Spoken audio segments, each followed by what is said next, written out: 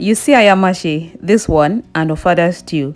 They are like sisters, but they are different. There are a few things that make them different from each other, and I'm going to point that out very soon. These days, people now refer to both as Ofada stew, and I think that's permissible. We use both to eat Ofada, and that's okay. Hello beautiful people, how are you doing today? Welcome back to my channel. If you're yet to subscribe, kindly do that now so we can start cooking.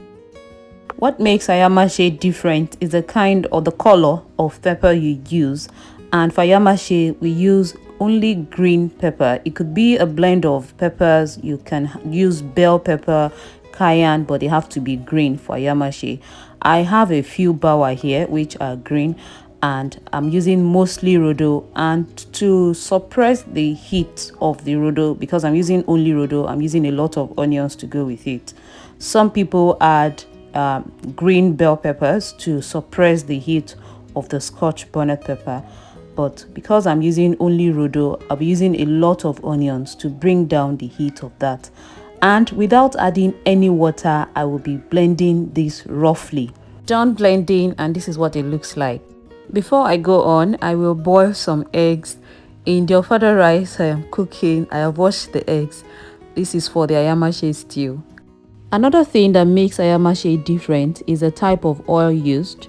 For Ayamase you use bleached oil, but for Ofada stew you can decide not to bleach the oil, just heat it up. Please be very careful when bleaching oil at home.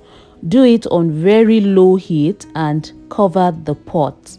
Another thing you can do is to buy bleached oil from people who sell online. You don't have to be the one to bleach it. This is what I have after bleaching. I did not add pepper or anything. I allowed it to cool before adding pepper, onions or anything. This is the assorted meat I'll be using for this stew. I boiled and kept this in the freezer yesterday. I also have some white ponmo there which has been fried. But for these assorted, they have only been boiled and not fried, and I'm going to be boiling them in the bleached oil.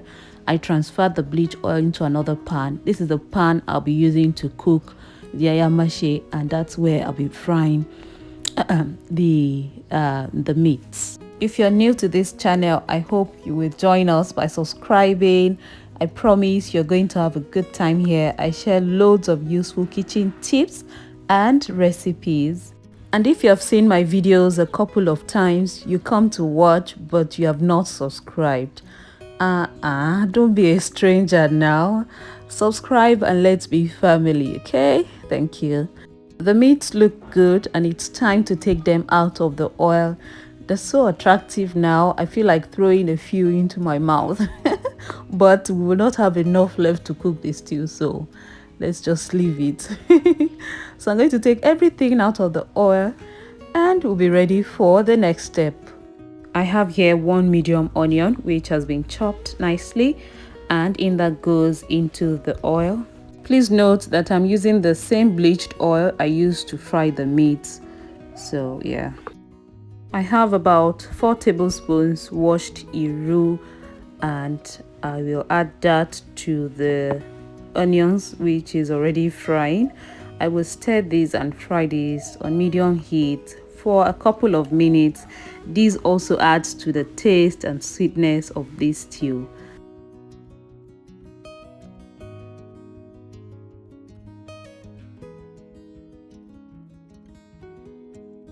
This is the roughly blended pepper, so I'm adding that now. You see these green peppers, they have their own special flavor, and that is what makes this stew very special and delicious. I don't have any meat stock left, so I'm going to be using stock cubes only. I have 2 stock cubes here, and I will add that to my stew. I will also add some salt. This is my fried ponmo, and I'm going to be adding that so it has enough time to stretch and get soft. If you already like what you're seeing, please do well to give me a thumbs up. This has been cooking for 10 minutes and it's a good time to add the fried assorted. And it is not only assorted you can use for this stew. If you want, you can add snails, you can add goat meat. Even if you feel like adding like dry fish, like dry catfish, it's all well and good. I have smoked prawns. This will bring another drama and flavor to this stew. I have washed these. I'm going to add them in the stew. Mix that in. There's still quite some oil in this stew, and as it cooks it will rise to the top. But if you want to use more oil, go ahead and bleach more oil and add to your own. But this level of oil I think is okay for me. At this point it is on low heat, so I'm just going to let it be for another 10 minutes while I add some blended crayfish to finish it off. Just to mention that this quantity was enough for my family of 5, 3 adults and 2 children. I will leave the ingredient measurement in the description box in case you want to look at that, and in case you want to make double this quantity, you know to just double the ingredients and you're good to go.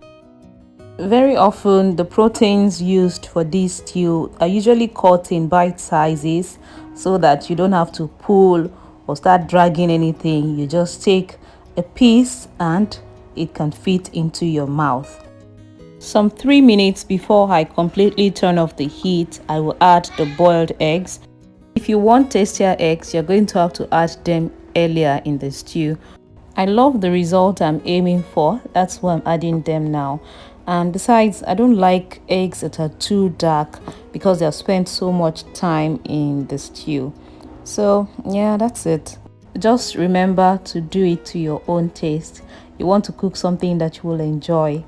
At this point, you can also check for salt and adjust if need be. But I have tasted this and it tasted perfect, very delicious. A little of this goes a long way. I served this with its best friend, and that is Ofada rice with some side of dodo. This was so delicious. It finished on the same day, and my husband kept asking if we still have some more. I said no, I just made a little for one meal and it is all over. If you follow this recipe, that is how your loved ones are going to be asking you for more, trust me. And if you would like to see how I cook my Ofada rice to ensure that there is no single stone or sand in it, please look out for this video. In fact, that will be the next thing I'm going to post. I will also leave the link in this description box, the description box for this video, so that you can easily access it. So if you have not been eating Ofada rice, or every time maybe you buy it or you cook it, you're always finding stones and little sand inside, look out for this video, okay? Thank you so much for watching today's video. I will see you very soon in another video. Bye.